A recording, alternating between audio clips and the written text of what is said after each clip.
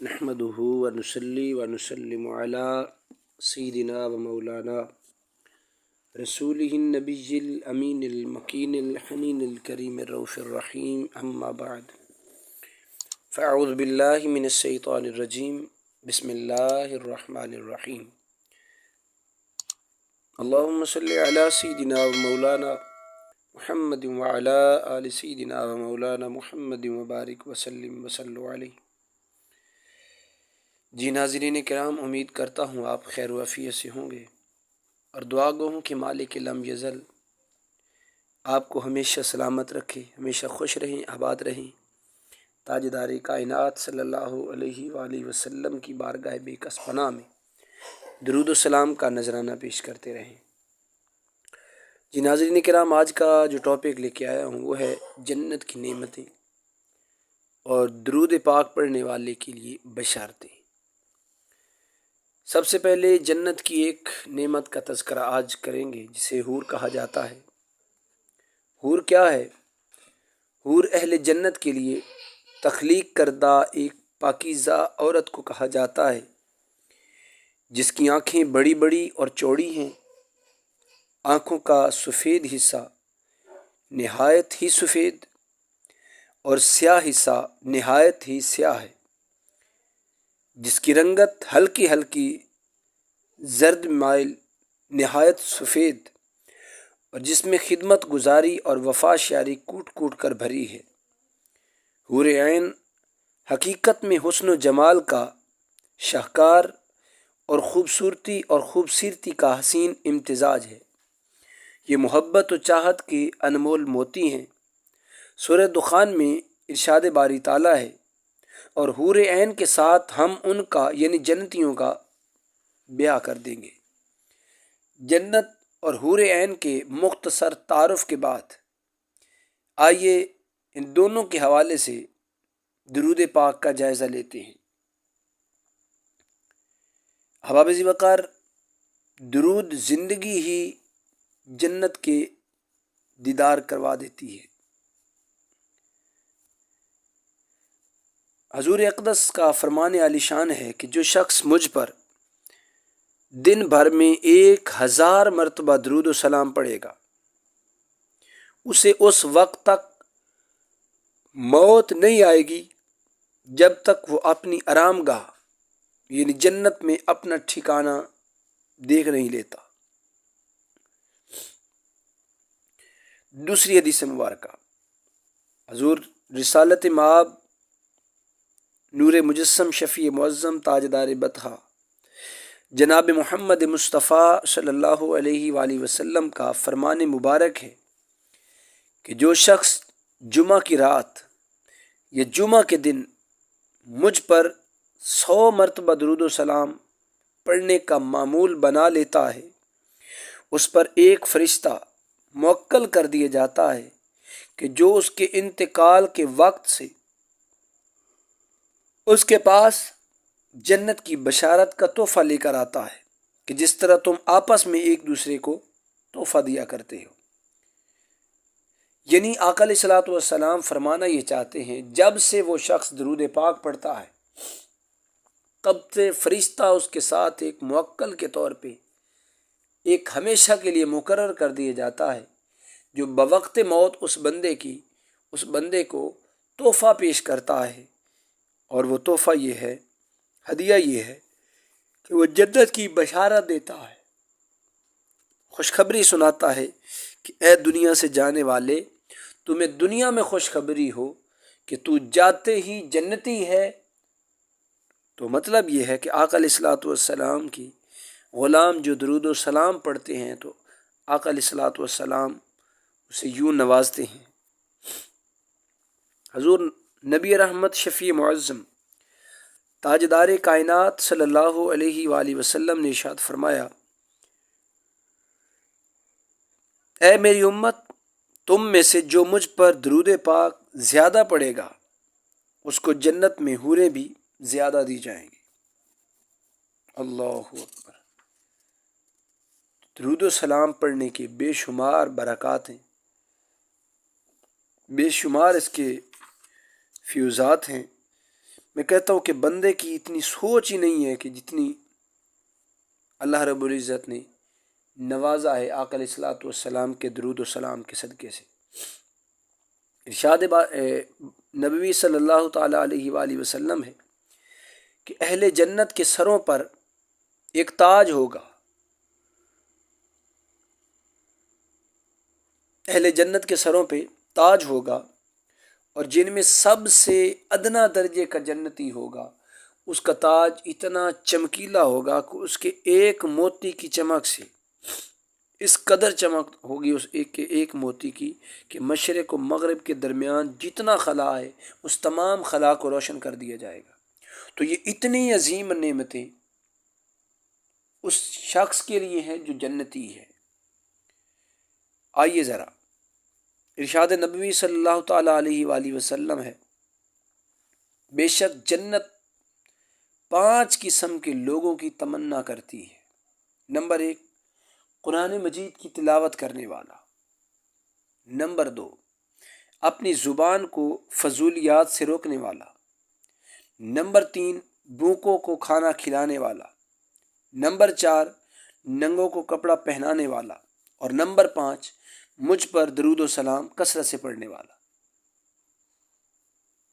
آئیے ذرا تلاوت قرآن مجید پہلے وہ شخصیت پہ بات کرتے ہیں کہ جس کا انتظار جنت کرتی ہے۔ عزیزان گرامی قدر، سرکار نے فرمایا جو قرآن مجید کی تلاوت کرتا ہے اس کے قرآن مجید کے تلاوت کرنے کی برکت سے جنت اس کا انتظار کرتی ہے۔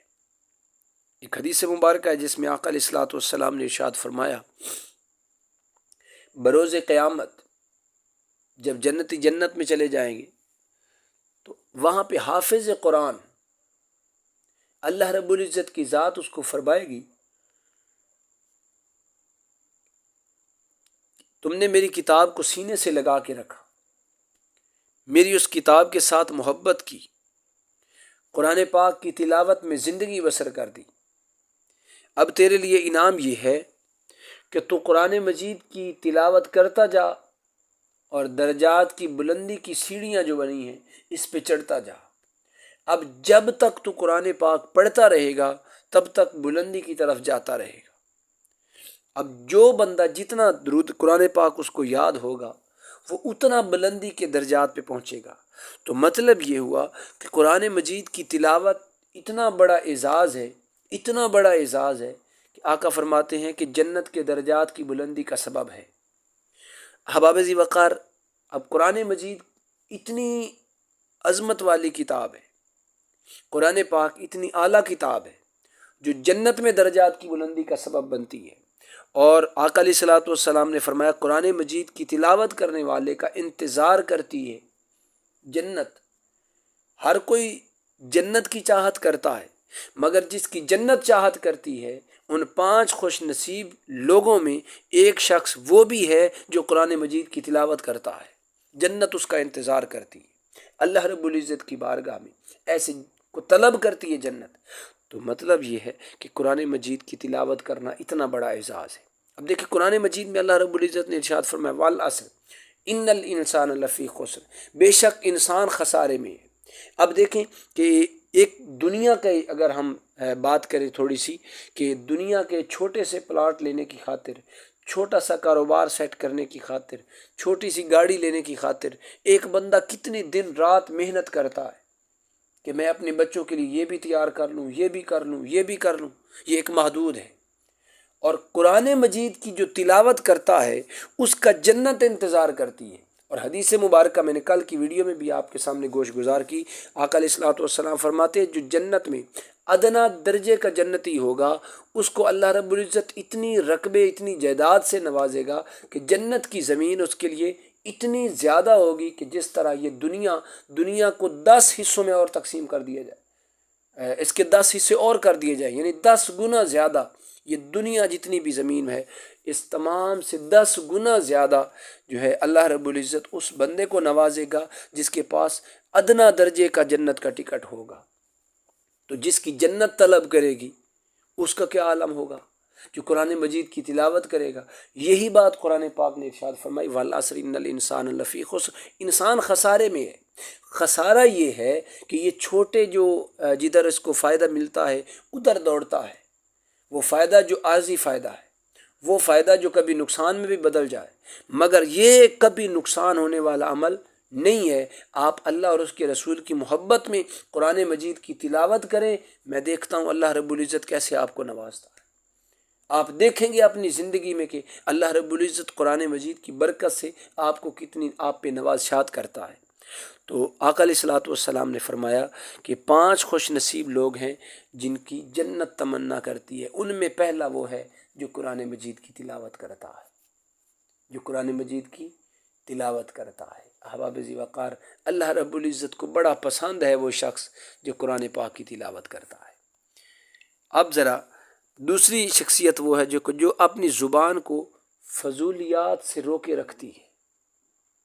وہ شخص جو اپنی زبان کو فضول باتوں سے روکتا ہے. اب دیکھیں اسی آیت کو لیں کہ ان الانسان لفی خسر، انسان خسارے میں ہے. اگر ایک انسان اپنے آپ کو فضول باتوں سے روک کے رکھتا ہے، فضول باتوں سے روک کے رکھتا ہے، زبان کو بند رکھتا ہے، فضول نہیں بولتا جس کی اس کو ضرورت نہیں ہوتی، تو وہ نہ بولے تو یہ کام کوئی مشکل تو نہیں ہے. یہ کون سا مشکل کام ہے؟ ایک بندہ کسی سے فضول بات نہیں کرتا، اپنے مطلب کی بات کرتا ہے، خاص بات کرتا ہے، دنیا میں رہتا ہے، جس کی اس کو چاہت ہوتی ہے، جس کی اس کو لینا ہوتا ہے، لینے دینی، وہ مقصد کی بات کرتا ہے، مقصد سے ہٹ کے بات نہیں کرتا. میں کہتا ہوں اس سے کام بڑا آسان کوئی نہیں. ایک تو جو فضول بولنے والا بندہ ہے نہ جانے کتنی جگہ پہ بے عزت بھی ہوتا ہوگا. ایک تو دنیا میں عزت ملتی ہے جو بندہ مقصد کی بات کرتا ہے، جو فضولیات سے بچتا ہے. ایک تو اسے دنیا میں عزت سے نوازا جاتا ہے، اور دوسرا آقا علیہ الصلوۃ والسلام فرماتے ہیں جنت اس بندے کو چاہتی ہے. جنت کی چاہت یہ ہوتی ہے کہ یہ بندہ میرے پاس آ جائے. جنت کی طلب یہ ہوتی ہے کہ یہ میرے پاس آ جائے. تو کتنا بڑا عظیم انعام ہے اور فری میں ہے، مفت کا عمل ہے، کوئی خرچ نہیں ہے اس پہ، کوئی محنت نہیں ہے اس پہ، کوئی وضو نہیں کرنا پڑتا، کوئی قرآن مجید کی خاص تلاوت نہیں کرنا پڑتی. بس آپ دکان پہ بیٹھے ہیں، آپ گھر میں بیٹھے ہیں، آپ اسکول میں پڑھاتے ہیں، پڑھتے ہیں، آپ کسی بھی شعبے میں کام کرتے ہیں، بس آپ اپنے مطلب کی بات کیا کریں. اس کے علاوہ فضولیات کو چھوڑ دیں، فضول گفتگو کو چھوڑ دیں. بس اتنا سا آپ کام کر لیں، جنت آپ کی طالب ہو جائے گی، جنت آپ کو چاہنے لگ جائے گی، آپ جنت کی چاہت بن جائیں گے جب آپ فضول گفتگو سے بچیں گے. نمبر 3 ہے بھوکوں کو کھانا کھلانے والا. اللہ اکبر. انسان کا خسارہ کیا ہے؟ انسان کا خسارہ یہی ہے کہ یہ انسان اپنے بارے میں سوچتا ہے، میرے بچے بھوکے ہیں، میرے بچوں کے پاس یہ نہیں ہے، اپنے بچوں کے لیے تگ و دو کرتا ہے، مگر غریب کے بچوں کی فکر نہیں کرتا. اب میرے آقا علیہ الصلوۃ والسلام فرماتے ہیں کہ کتنا بڑا اعزاز اس شخص کے لیے ہے کہ جنت جس کی چاہت کرتی ہے. تو جنت چاہت تب کرتی ہے جب بھوکوں کو کھانا کھلا دیا جائے. قرآن مجید میں اللہ رب العزت نے ارشاد فرمایا ارأیت الذی یکذب بالدین فذلک الذی یدعو الیتیم ولا یحض علی طعام المسکین فویل للمصلین.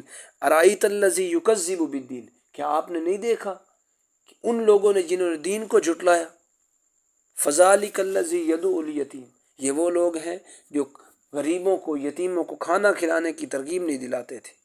تو مطلب یہ ہے کہ انسان کا خسارہ یہ ہے کہ انسان اپنے اوپر لاکھوں اڑا دیتا ہے، اپنے بچوں کی چاہت میں کروڑوں کا نقصان بھی سہ لیتا ہے، مگر غریبوں کو کھانا کھلانا یہ پسند نہیں کرتا.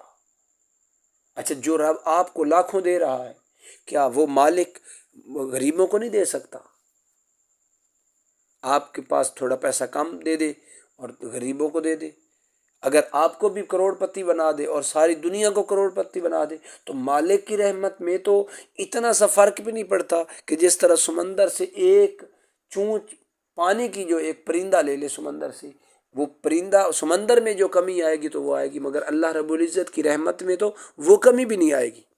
تو اتنا بڑی ذات جو آپ کو دے رہی ہے تو وہ بھوکوں کو بھی تو دے سکتی ہے، غریب یتیموں کو بھی تو دے سکتی ہے مالک کی ذات، لیکن یہ ایک بندے کے لیے امتحان ہوتا ہے۔ اللہ رب العزت دیکھنا چاہتا ہے کون ہے جو میری رضا کی خاطر میرے بندوں کی خدمت کرتا ہے۔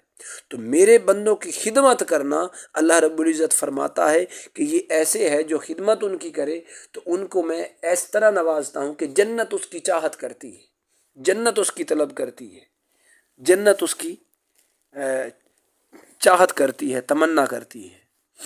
نمبر 4 ہے ننگوں کو کپڑا پہنانے والا۔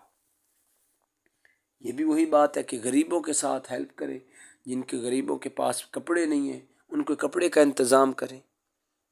عیدیں آتی ہیں، شادیاں آتی ہیں، مختلف فنکشنز آتے ہیں، ہر ایک فنکشنز پہ آپ اپنے لیے اتنی زیادہ تگودو کرتے ہیں، آپ اتنے زیادہ محنت کر کے 5 سوٹ 4 سوٹ بنا لیتے ہیں، تو کیا غریب کے لیے ایک سوٹ نہیں ہو سکتا؟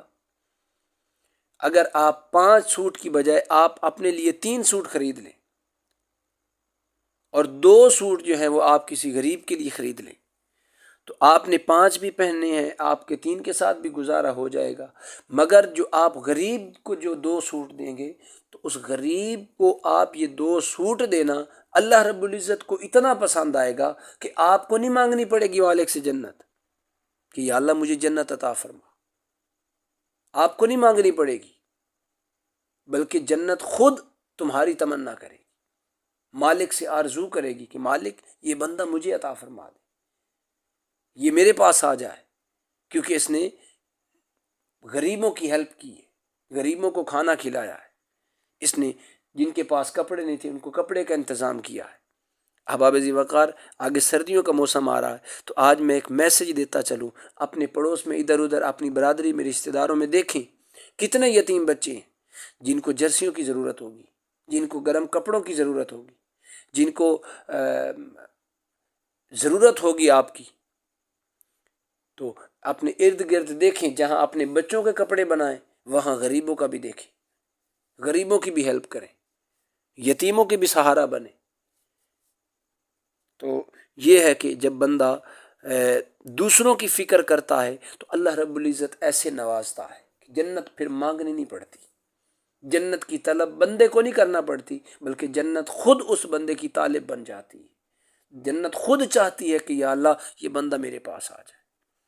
عزیزان گرامی قدر، 5ویں اور آخری وہ ہستی جسے جنت چاہتی ہے وہ ہے درود و سلام پڑھنے والا۔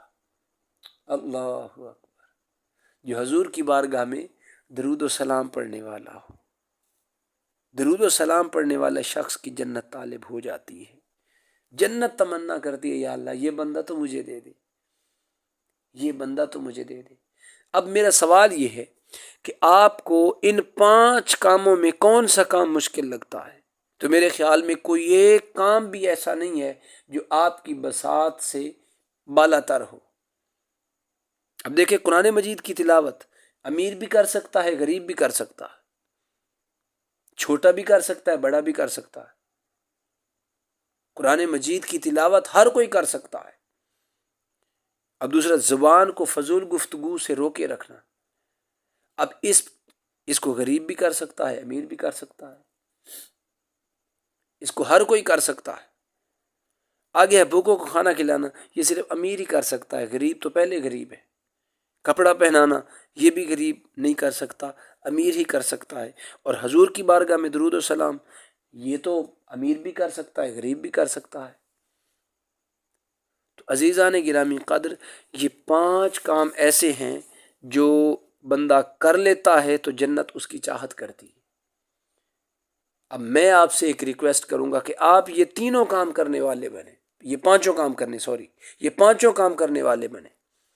قرآن مجید کی تلاوت بھی کریں، نماز کی پابندی بھی کریں، اپنی زبان کو فضول گفتگو سے بھی روکیں، بھوکوں کو کھانا بھی کھلائیں، جن کی کپڑے کی ضرورت ہو ان کو کپڑا بھی دیں، اور آقا علیہ الصلوۃ والسلام کی بارگاہ میں درود و سلام پڑھنے والے بھی بنیں۔ یہ 5 کام آپ کر لیں، جنت آپ کی نہ جانے کس قدر چاہت کرے گی، کیونکہ ایک کام کرنے والے کے لیے جنت اتنی طالب ہو جاتی ہے، جنت اتنا چاہتی ہے، تو جو یہ 5 کام کرے گا جنت اس کے لیے کتنا چاہت کرے گی، اس کو کتنا پسند کرے گی، اس کے لیے کتنی تمنا کرے گی۔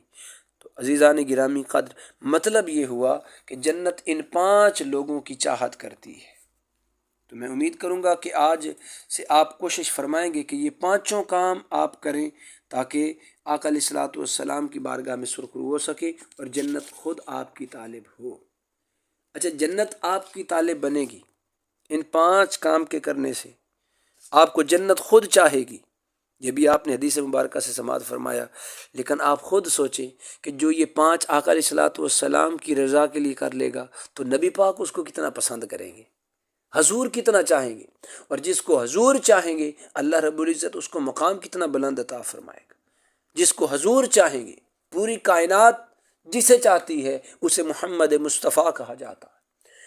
ہر مسلمان جسے چاہتا ہے اسے آقا کریم کی ذات کہا جاتا ہے، ٹھیک ہے۔ ہر مومن جسے چاہتا ہے اسے نبی پاک کی ذات کہتے ہیں۔ ہر ولی جسے چاہتا ہے، ہر عالم جسے چاہتا ہے، ہر فقیہ جسے چاہتا ہے، ہر محدث جسے چاہتا ہے، ہر مفکر جسے چاہتا ہے، ہر محدث، ہر مفکر، ہر مفسر، ہر مورخ، ہر تابعی، ہر صحابی، تبع تابعین، یہ سارے جسے چاہتے ہیں اسے جناب محمد مصطفیٰ کہا جاتا ہے۔